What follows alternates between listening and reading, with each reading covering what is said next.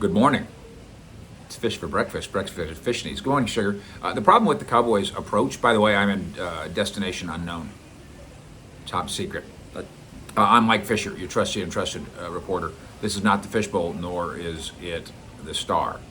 The problem with the Cowboys' approach, they haven't exactly stated it, but they've leaked it, and they've helped the media use keywords to make sure that we get it, to make sure that you get it. The problem isn't the approach, because there is no automatic wrong way to do talent acquisition. It so happens that on our semi-vacation here, I'm reading a book, and the book's called Stars and Strife. You may be aware of it.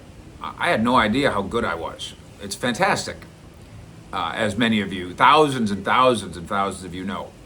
In this book, I have one-on-one conversations with, of course, everybody involved in the 90s Cowboys, including, of course, Jimmy and Jerry. And it struck me today as I was reading this, about how they stressed their methods of talent acquisition. Everybody, everything, being willing to take on a guy that might not fit there. We want smart guys, but we're willing to roll the dice on this kind of guy and that kind of guy, but it's go, go, go. And we're trying to outsmart the league. And Stars and Strife outlines, without being ass-kissing of Jerry and Jimmy of those days, it outlines all the many, many, many ways in which they did that, in which they outfoxed the rest of the league. Starting with the very first, certain I experienced this in the spring of 1990, the Cowboys were open for business physically. The people were at work. There was receptionists. There was people answering the phone. Other teams didn't do that then, and that's a fact. In the spring of 1990, you could call other NFL teams and would just go to an answering machine. Jerry Jones changed that here in terms of talent acquisition. This was the team that cheated on draft picks, negotiating with them before they got drafted. It wasn't illegal, but it wasn't legal. Nobody had ever thought of it. It was in a gray area. The Cowboys invented that, and that ended up contributing to how now draft positions are slotted. This is a true story. 1990, 1991, Jerry and Jimmy would send guys that they knew, that they trusted, to go to Alvin Harper's house before the draft and tell him, we're going to take you with this pick if you agree to this contract. It was unheard of.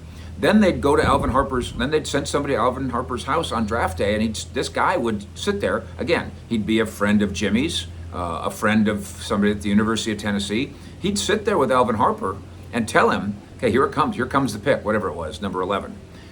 If we don't pick you, Pittsburgh or whoever is going to take you at 15. And you want to go to Pittsburgh? Because they might not pay you as much as we're offering you here. So here's millions of dollars. Why don't you agree to this contract now, work on the assumption that we're going to draft you at 11, and then if we draft you at 11, that's our contract. And they did this time and time and time again, and the rest of the league griped. They were calling the commissioner's office saying, hey, can you do that? And the commissioner's office is like, I don't know. The Cowboys, again, I got dozens of these in that book, Stars and Strife, examples of where the Cowboys just found some gray area and exploited it. The Chad Hennings thing is exactly that. The Cowboys, Jerry Jones worked with the government, the United States, worked with the Pentagon, for real, to get Chad Hennings out of his commitment to the Air Force a little bit early, telling them, this could do for the Air Force what Roger Staubach and the Cowboys did for the Navy. Now, it didn't quite have that impact, but it was the Cowboys, Jerry and Jimmy, being willing to color outside the lines. And now we have the Cowboys' loudly whispered approach to talent acquisition now. And I'm not shutting everything down. I'm not saying, boy, they're going to suck. I'm not even saying there's a right or wrong way to how to do this, because there isn't. There's 32 different ways to skin this cat. But if you've been around long enough to remember some of the stories that I'm talking about, I could do a whole show on that. In fact, I could do 20 shows on it, about how they discovered this loophole. They invented this trick. They took advantage of this gray area. What happened to those Cowboys? That's not just wildcatting now. Wildcatting's one thing. That's hustling at such a high level that the other 31 teams, they're not only scrambling to catch you, they're scrambling to try to figure out what it is you're doing. Bob Ackles, the late great front office guy, is quoted in that book as saying, the rest of us in football are trying, we think we're ahead of the game if we're thinking one step ahead. Jimmy was 5 steps ahead. Jimmy was thinking 5 steps ahead on some of the moves that the Cowboys made. Now, again, we have the mythology of Jimmy, and by the way, the mythology of Jerry and the 90s Cowboys too. But these were quotes gathered in the spring of 1993. This isn't 30 years later revisionist history. This was the inventive, creative, daring, tricky, what's the phrase we used the other day? On the margins. Those Cowboys succeeded in the margins. Here comes the Cowboys' approach now. Tyron, Dallas Morning News. The Cowboys have interest in re-signing Tyron, Morning News reports. But it became clear at the combine that the two sides stand drastically apart in the financial framework on how that could occur. Two people close to the matter said. Team not ruling out a reunion would require a major divide to be bridged. Now, again, I'm a writer. I'm writerly. That's a lot of words. That's a lot of words in one sentence to basically say they are not signing Tyron Smith. They are not planning on Tyron Smith. Of course there's a divide to be bridged. Otherwise, he'd be signed. And by both sides basically announcing to the media that a divorce is coming, that this is just gibberish. Both sides could still, well, they could,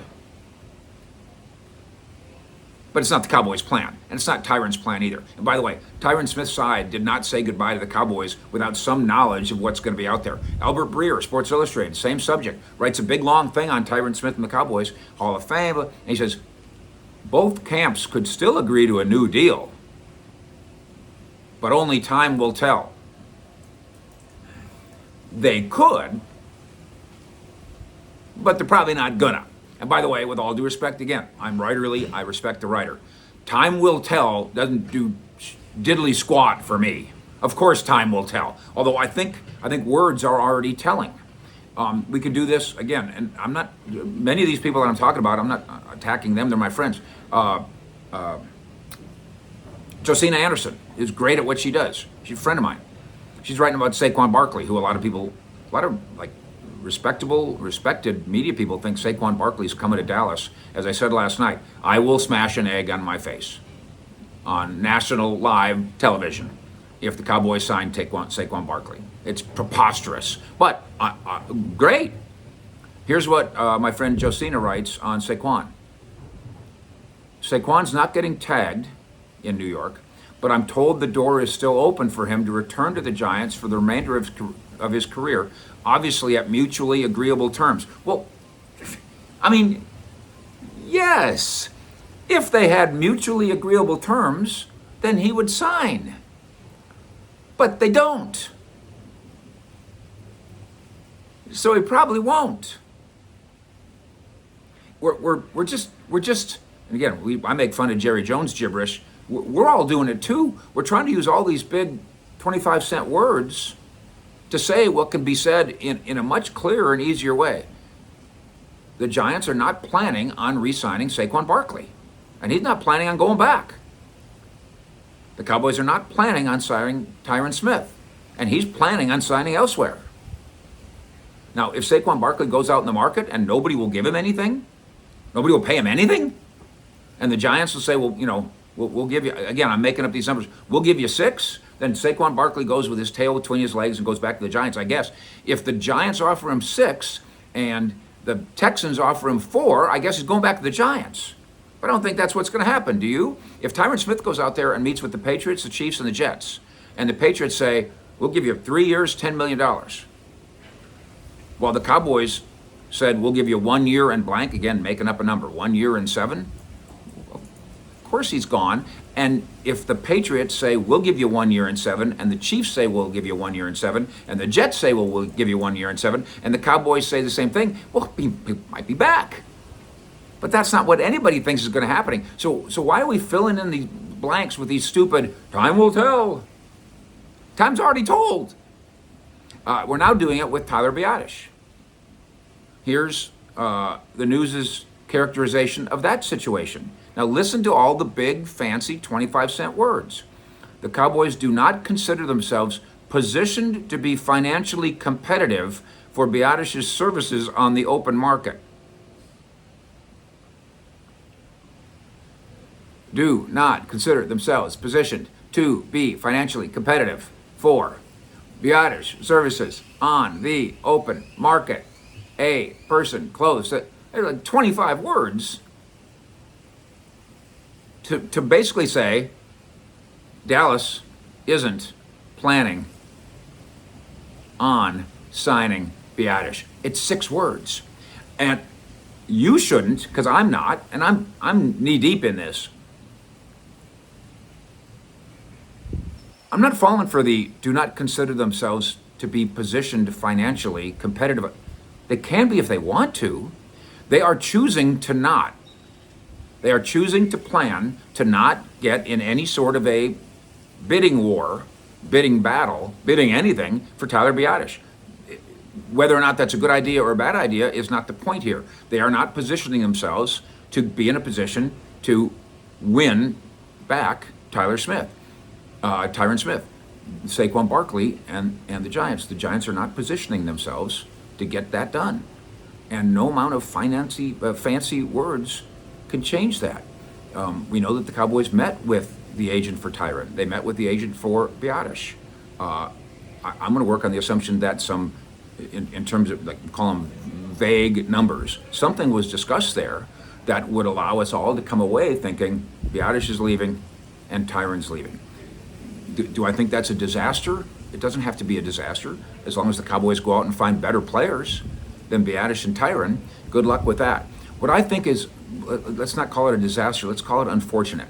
The 2 key words that the Cowboys now want the media to use politely and in a gentlemanly way are 1, modest, and 2, quiet. This is going to be a quiet free agency. The Cowboys are telling media people. We're going to have a modest approach to free agency. The Cowboys are telling people. And so I'm seeing a lot of guys say, so lower your expectations. And I have news for the media people who are asking you, ordering you, guiding you to lower your expectations from what All In was or could have been. I got news for you.